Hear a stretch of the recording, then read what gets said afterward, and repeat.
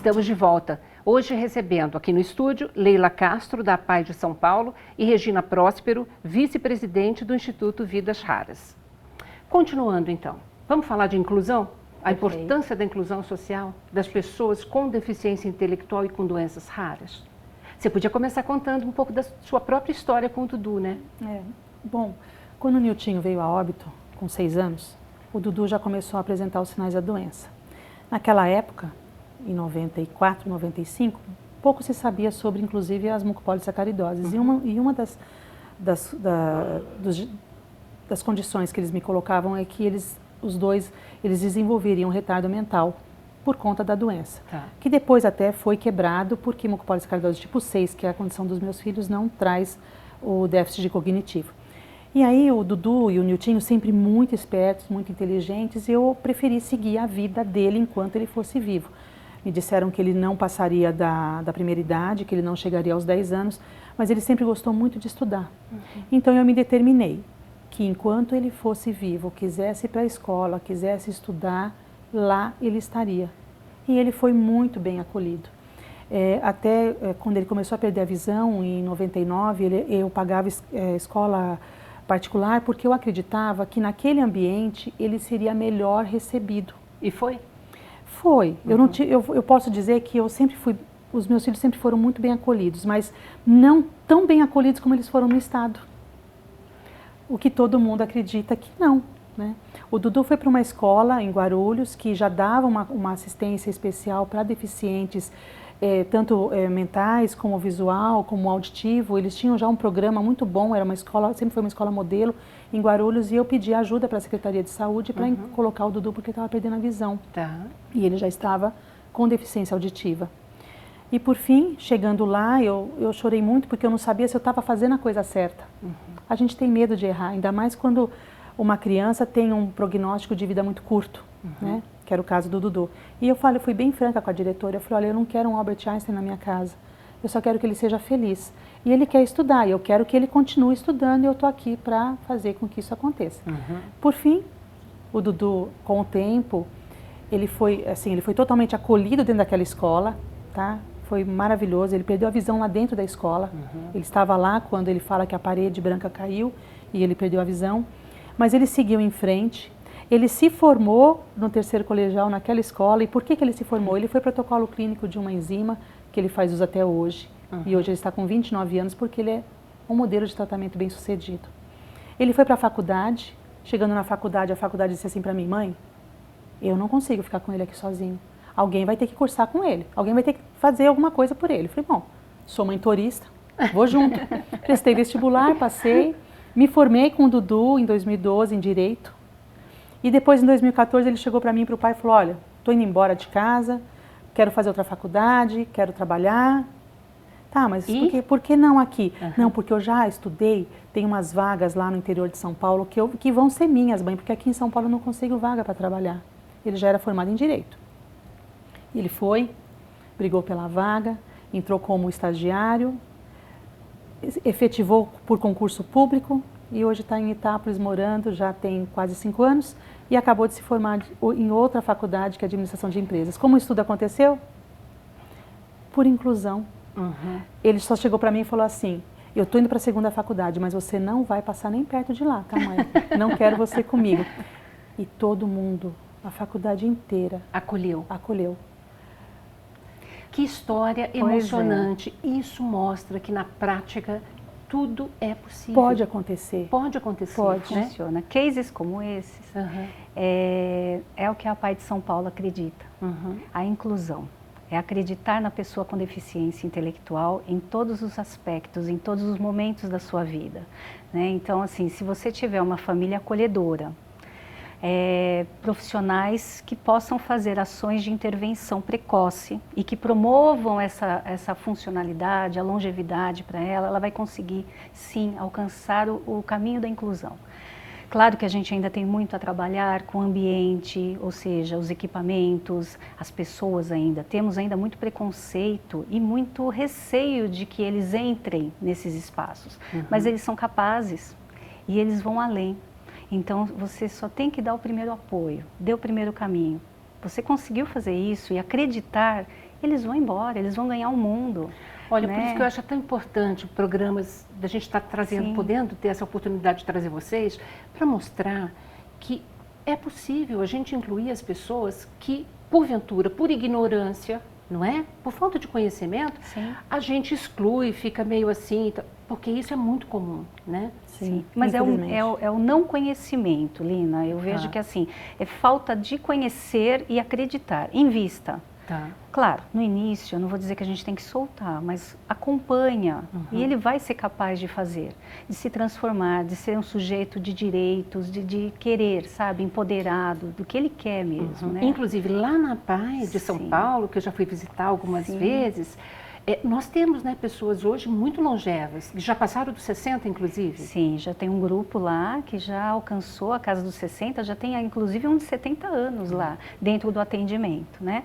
Então, são pessoas que conseguiram, estão conseguindo, estão bem, né? Tem um grau de dependência, em algum aspecto, por uma questão até cultural, mas estão muito bem e vão viver muito. Então, programas de intervenção, profissionais realmente habilitados e que tenham esse olhar para a pessoa, no sentido de não proteção, mas de acreditar, eles vão ganhar a vida por muitos e muitos anos. Eu sempre digo para as mães, independente da condição que o seu filho virá a ter, invista nele hoje. A gente cuida muito para que as crianças tenham uma vida longa, mas elas têm que ter uma vida longa de qualidade. Quando o Dudu entrou na primeira faculdade, muitas mães me ligaram, dizendo assim, nossa, Regina, eu vou voltar meu filho para a escola, porque então é possível que ele vá para a escola. Eu falei, claro que é, mas você tem que acreditar. Dá trabalho? Nossa, dá um trabalho que você não tem noção. Só que o trabalho, ele virá agora, ou ele virá lá na frente. Você que tem que determinar quando que você vai investir. Porque se eu não tivesse investido no Dudu lá atrás, se eu não tivesse acreditado que ele tinha potencial, que independente da quantidade de vida que ele tivesse, ele tinha que ter esse investimento, hoje eu não estaria aqui. Claro. Eu estaria lá em casa, cuidando do Dudu, dele. Porque ele não ia saber nem pôr comida na boca. Mas não, eu acreditei que, eu investi nos meninos da maneira como eu entendi que eles tinham condições de me retribuir. E essa condição muitas vezes a gente não tem como controlar, mas a gente tem como determinar. Eu acho que a gente tem que investir nos filhos que a gente tem ou no ente que a gente tem, porque muitas vezes não é filho. Permita-se, né? Faça acontecer, dê oportunidades. Agora, é uma linha tênue, né? Sim, sim. Porque o envelhecer é fantástico, por um lado. Sim. Agora, por outro, imagina o tamanho da angústia também, né? De deixar um filho desse solto e a gente não vai durar para sempre. Então, assim, nós precisamos de novas soluções, né? Sim, urgente. Como a gente acabou de comentar, as pessoas com deficiência intelectual já alcançaram, né, os 60 anos mais, e essa é uma grande preocupação dos familiares. Quem vai cuidar de quem? Como será esse futuro? Né? Porque, como a Regina mesmo disse, eles viviam pouco, a sobrevida deles era muito pequena. E hoje não é mais. Então, por isso que a gente tem realmente um trabalho muito grande pela frente em questão de políticas públicas, não só a lei pela lei, mas sim fazer a execução disso, essa efetividade desse trabalho todo, para que o próprio familiar tenha o direito de envelhecer também. Né, dele sentir-se também dentro do seu próprio envelhecimento, considerando que o seu filho ou o seu ente, né, ele esteja acolhido no momento da sua ausência. Pois é, você falou da questão do familiar, Sim. Né? Regina tinha me contado que muitas vezes acaba destroçando uma família, quando a família não tem informação e não sabe equilibrar esse cuidado, né? Sim, em função do estresse mesmo, que também isso gera. Sim, já existe uma pesquisa em que mostra que 78% das famílias, elas acabam se destroçando. O pai vai embora. O homem, geralmente, ele não tem estrutura para bancar todo esse... Emocional, ele não consegue. Ele não consegue lidar com aquele problema. E ele acaba indo embora, muitas das vezes constituindo outra família, esquecendo, inclusive, a família, a primária, a família primária. Né? E às vezes a mãe tem mais de um filho e ela tem que prover para todos esses filhos, inclusive para aquele que está já, muitas vezes, acamado, né? Numa condição muito ruim.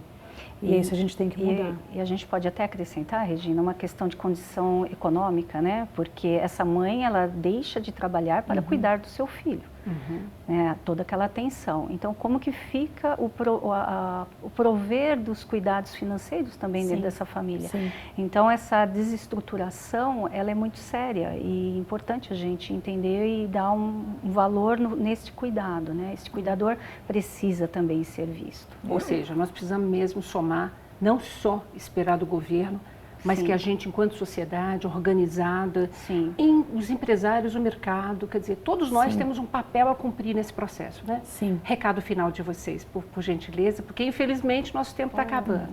Eu, se possível, gostaria de pedir para que todos entrassem no nosso site e fizessem assinatura para a gente conseguir 1 milhão e poucas assinaturas para fazer com que o governo incorpore, por lei, o exame do pezinho ampliado. Site? Tá? O site é ouvidasraras.org.br e o pezinhonofuturo.com.br. Lá em menos de 1 minuto você faz a sua assinatura eletrônica e nos ajuda a fazer com que todas as crianças a nível nacional, independente da sua condição financeira, tenham acesso ao exame do pezinho ampliado e expandido. Perfeito. Claro que eu não ia poder deixar de falar, né? Concordo, eu também queria deixar o recado para que quem queira tirar dúvidas a respeito desta questão do teste do pezinho, a PAI de São Paulo, através do seu site, apaisp.org.br.